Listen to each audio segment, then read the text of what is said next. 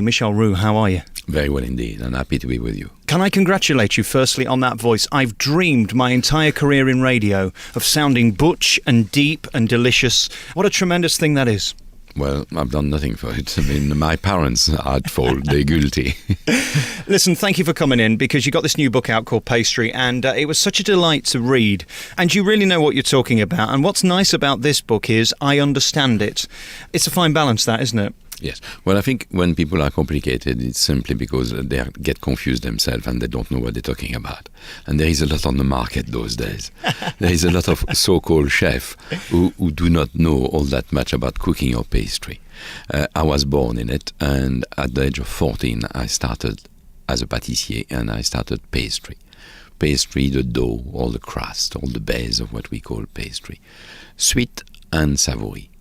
And I love it. I mean, it's only putting pen to paper to something which I know how to walk with it, to swim in it, and to enjoy the smell of it and the touch of it. You've got to really feel it, haven't you? You've got to have it in you. Yes, but you can get very quickly the knack of it, extremely quickly.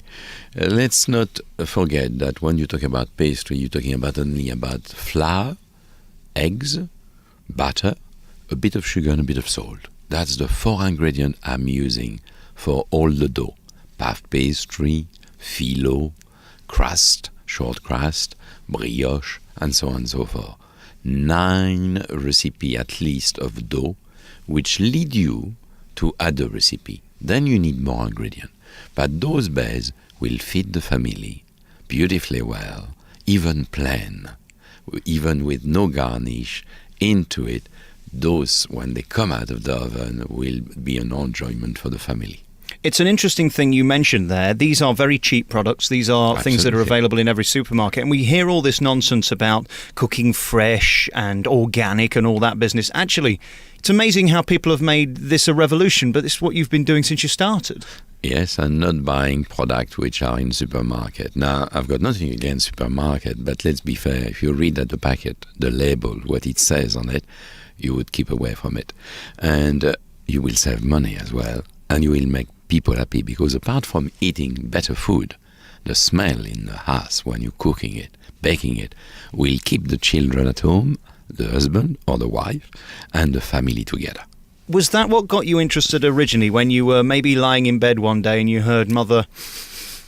and then that waft came past you? Well, definitely as a kid, I was born above the shop, the delicatessen shop. So it was not pastry, it was charcuterie. It was pâté, sausages, black pudding, and everything to do with pork. And the smell was different every day of the week. So I knew the day of the week by the smell which I was sniffing.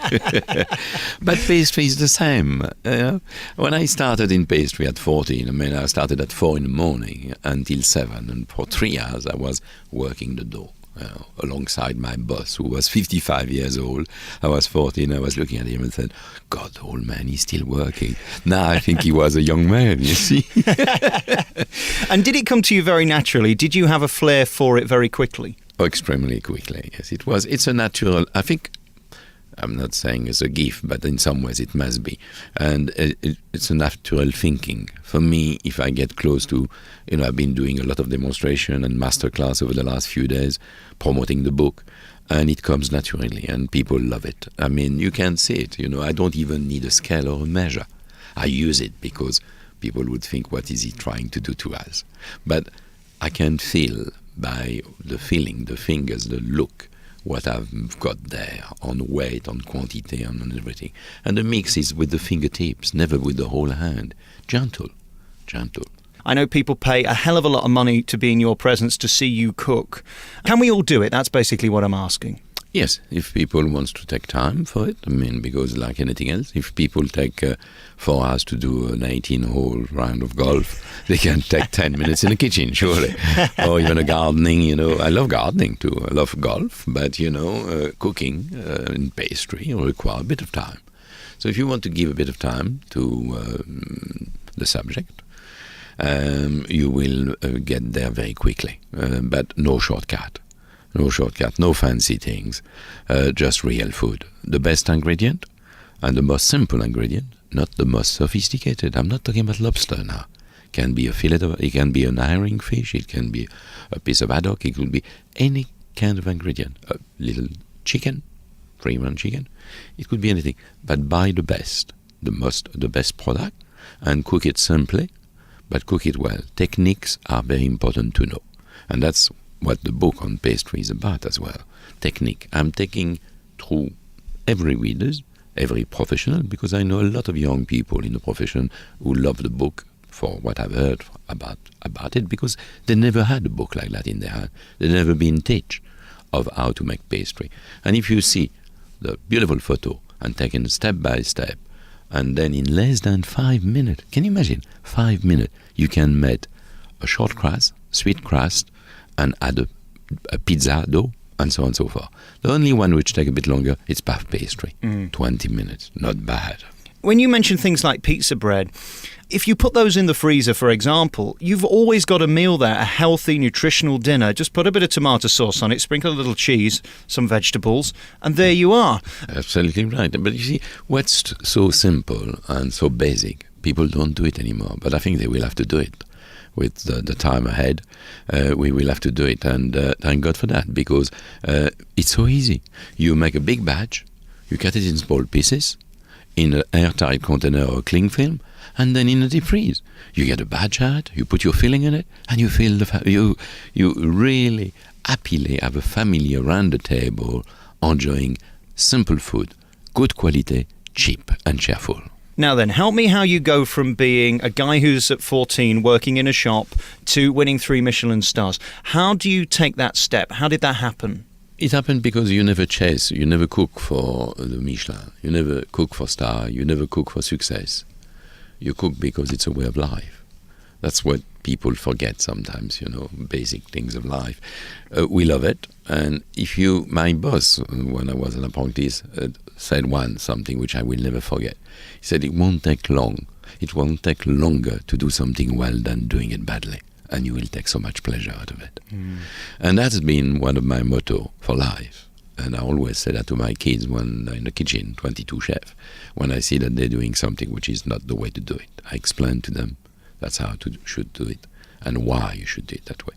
And if you do take that policy, that attitude, everything you do bring you to step above, up to the point that you're one of the best. If you're good at what you're doing, don't talk about it. Do it. I've been doing it all my life. Now I can talk about it. It makes me laugh when I see people writing their autobiography in my trade at 30, 35 years old. What a joke, a footballer I can understand, but a cook, mind you, 9 out of 10 write cookery book, and their name is on the cover, but it's all done by a ghost. And they don't even know what is the content of their book. They don't know if it works. It doesn't matter. They make money. Now, my philosophy and the way I want is I work, I learn, I give the best shot, and then I was successful. And it just happened by doing that, I made money. But that's the right way around, by the way, not the other way around. And as for all these TV programs that you've just mentioned, the guys who do bring out their books twice a year, do they help in making people curious about gastronomy? No, they don't. And food? It's a total shambles. It's a shame. It's appalling. And it's appalling the public buying those books and putting them on their shelf because they want to show off their friends they've got the book. They want to rub shoulder. They can't rub shoulder, so they rub their hands along the books. What a lovely story, isn't it? Sad. Very, very sad. You open up your restaurants and your hotels and you bring people in, the public. Is that important to you to pass on your message face to face? It's extremely important, but it's my son Alain who is doing it, who is in charge of the stove. And he's been 14 years working alongside me. For the last 4 years, he's working alone and running the show. And he will go and say hello to the guests. If someone is not happy, he will go and say hello and explain and why they're not happy and apologize, change the dish if it is at fault. And if they're happy, they will be able to see the chef, eyes to eyes. And I think that's fantastic. It is what I call paying for, spending good money. Because you've got a whole story. You're not getting half of the story. Tell us how you feel about the gastronomy in Britain. Is there better food out there for more reasonable money? It's much better food around, all around. I mean, UK is not only a place where you can eat well, but very well now, especially London. And the problem is the cost of it. I mean, it's extremely expensive. And why is it extremely expensive? Couple of reasons. The rent are too expensive in London, crazy. So obviously a restaurateur will have to pay the rent. The rates are too expensive, and the staff do have to be paid well, and the lodging in London for the staff are extremely expensive, and so on and so forth. So I'm not giving too much excuse to my friends and colleagues in our industry, but it is a very difficult situation, because we've got to pass on the cost to the client. But the mid-range, we still get what I call fair deal and a better food than we used to have. But it's still a little too expensive. London is a problem for the cost. There's far more to it than just putting good food on the plate now. It has to be an experience, they tell me. And that seems a shame, because actually, ultimately, it should be what comes on the end of your fork. Well, yes, because at the end, I mean, food is supposed to be eat, and the palate to enjoy, and the tummy feel good, by the way. The feel good factor, not full, but content, and so on and so forth. Lovely story, simple story. That's why most probably people want more now.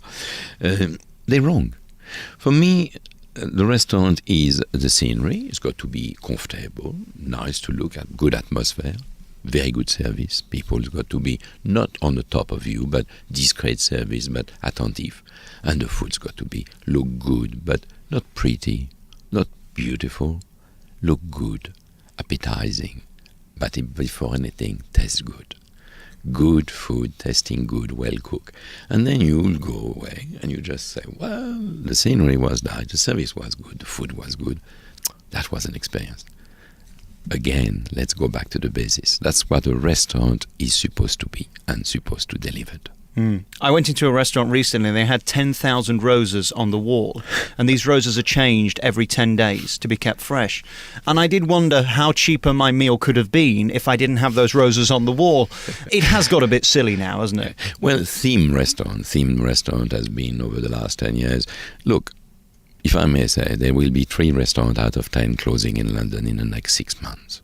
And that's my forecast. And I may be far from that forecast. It may be a gentle one. Because those theme restaurants got no use for no one. The time is there now to get rid of them, because we can't eat those roses, we can't eat those themes, we can't lick the wall, we can't take the bulb from the ceiling, and so on and so forth. What we want is food for the money we've got. And very finally, if you could cook anything now, what would it be? What would be your favourite thing to put together, to create, to make your masterpiece and then to eat? I think it would be a chicken. Because chicken is the most delightful little piece of animal. And free-range chicken, obviously, and an happy chicken who will end up in my hand, and I will very simply prepare it. Cook it in 2 ways. I will most probably steam it, and then very quickly fry it. But fry it into clarified butter, not in oil, because it's too heavy, to give a crisp skin. So I will have the crisp skin of the chicken and the moistness of the flesh. And I will suck the bones, because I love the bones of the chicken. And have a nice glass of claret or burgundy with it. And I'll be an happy man. You're making me peckish now. We better go and I'll eat something. Michel Roux, congratulations on being you. This new book called Pastry is in your stores now, and it is just a book that appears to have been loved. You can feel the years of experience that you've got within it. It's beautifully illustrated, and it's so simple to digest, because what you do looks so simple, but it isn't as easy as you make it look. And that's what this book is about, bringing that back and making it accessible to people like me that know virtually nothing. Congratulations, and thank you so much for talking to me. It's been a real pleasure. Pleasure for me too. Thank you.